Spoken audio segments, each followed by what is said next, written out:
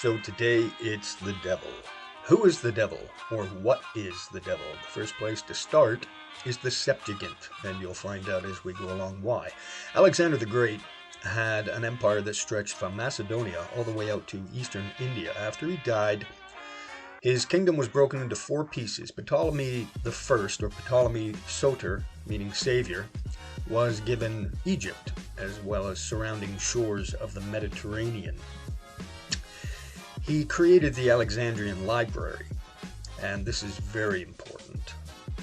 Ptolemy II, his son, commissioned Jewish scribes to convert the first 5 books of the Hebrew religion, the Torah, the 5 books of Moses, into Greek so that the entire empire would be able to read what is in the Hebrew Scriptures. The Jewish folks were a self-segregating monotheistic cult for centuries, and no one knew what was in the Holy Scriptures. Even Jewish folks that couldn't read Hebrew were stuck not knowing what was in that book. So, in the book, we find the Garden of Eden. Of course, the story back in Genesis 2, when Adam and Eve are forbidden from eating of the fruit from the tree of the cognizance of right and wrong. They were not to have anything to do with the idea that things were right or wrong. And they were tempted and tricked by this little fella here in the tree, which is probably the creepiest depiction of the devil I've ever seen. A little blonde kid with a snake tail. That's really disturbing. So let's have a look at Belial. And Belial is the original Hebrew deity found in the Garden of Eden. Belial is, let's have a look here, depicted, they never make the bad guys look good. So there's Belial, an ancient Hebrew deity. And he doesn't translate all that well into Greek. And we're going to find that out as we go along. Here we have, what the meaning of the word is useless and wicked, which is interesting because Christos, the Greek word for good, means useful. So the opposite of good is useless. Okay, so let's have a look at the etymology of the word devil. The word devil has a Germanic root, in Middle English Anglo-Saxon, defol, or deofole. I'm not sure how to pronounce that. And it means slanderer or liar. So we know the word devil means liar, and when we look up the devil, what we end up with is a lot of modern nonsense, centuries of Celtic influence. We get this, and that guy is not something to take all that seriously. So let's just keep moving along. Demons. Demons come as a result of the devil.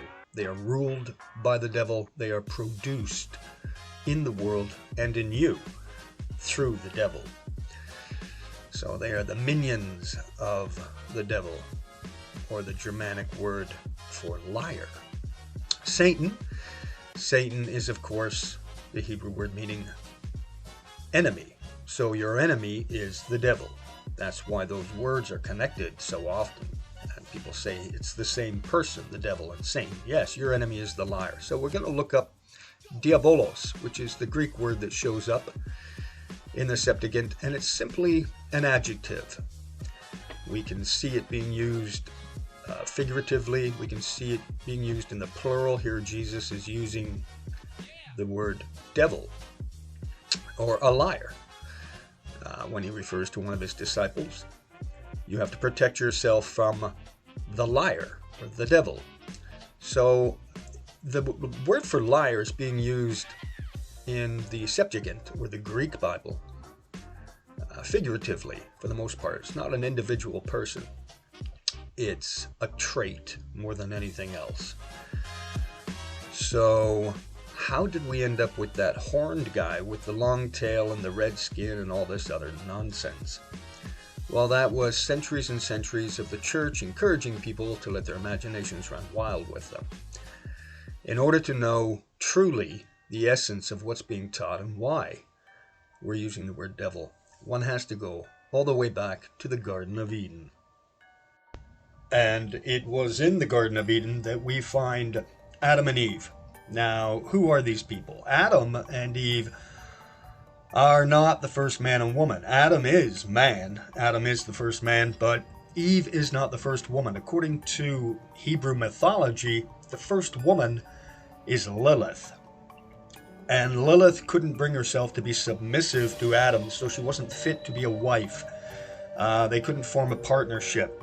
She had her own ideas about what she should be doing, and so Eve, willing to be submissive to Adam, becomes the first wife.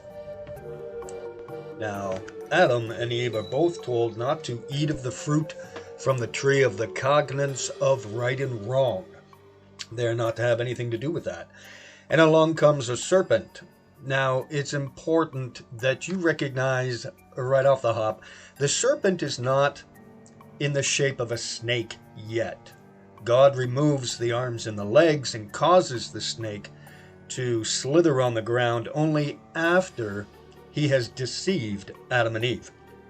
We don't know what Belial or the devil looked like before he tricked Adam and Eve. Now we do know that the snake tells Adam and Eve that they will be like God. They'll be one with God. They'll have the understanding of God if they eat from the tree of the cognizance of right and wrong, or good and evil. And of course they eat from it. The first thing they experience is shame. Shame. They cover themselves. They cover their genitalia. To this day, we put shame on our children. Children run around naked all over the place. They don't care. They don't feel shame. Shame is something we develop in our species. We develop shame in people by telling them that things are right and wrong. And so, to this day, children still run around naked, but we mock them, we laugh at them, we'll scold them, we force them to put their clothes on, and as an adult, if you take your clothes off in public, you feel what? Shame. You feel embarrassment and shame. So, sin, or the idea that things are right and wrong, are what brings shame. And shame is the tool by which society controls us. Our ideas of right and wrong. So, in the beginning, there really is no right and wrong. Everything is perfect just the way it is. It was the Apostle Paul that said, in the world, everything is perfect. Everything is pure for a person with a pure heart. But nothing is pure for a person with a corrupted mind. And the corruption in the mind comes from the idea that things are right or wrong. The Hebrew anthropomorphization of the liar is probably one of the most brilliant I've seen in mythology. The snake cannot harm you with arms or legs. The snake harms you with the poison that comes from its mouth. The poison is put inside you, and it kills you from the inside out. And that is precisely what a lie does. From the very moment that we are all born, we are bombarded by the liar. Our parents lie to us. Our parents lie to us regularly. They do it for our own good, at least that's what they tell themselves. The politicians that run our government lie to us. They lie to us on a regular basis. Corporations that control our economies lie to us on a regular basis. Even the teachers in the public school system lie to the children. They lie to the students in an effort to control and manipulate the future of the collective zeitgeist in the society. Arguably, the worst are the religious charlatans that defraud people. They defraud them of their money, exploiting their ignorance and misunderstanding of what is written in the book.